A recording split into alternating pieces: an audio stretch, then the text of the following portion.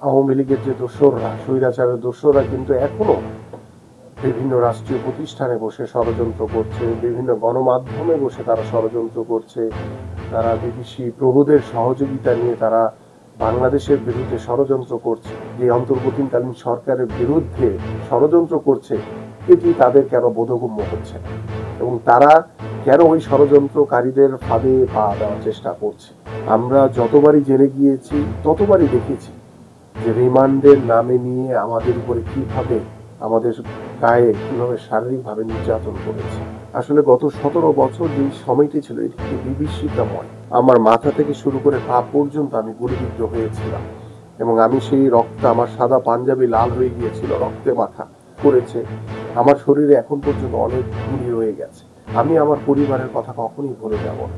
সেই দৃশ্যগুলো আমি মৃত্যুর আগ দিন পর্যন্ত মনে রাখবো। তা আমি একজন জনগণের সেবক হিসেবেই আমি আমার জীবনকে উৎসর্গ করতে চাই এবং আমি আমার প্রত্যেকটি কর্ম, পরিকল্পনা, কার্যক্রম সবকিছুই হবে দেশের সাধারণ মানুষের জন্য। ফিরে দেখা আমার আমিতে দীর্ঘ 15 বছর আওয়ামী সরকারের শাসনামলে নির্যাতনের গল্প নিয়ে কথা বলেছেন ঢাকা মহানগর উত্তর বিএনপির আহ্বায়ক জনাব আমিনুল হক।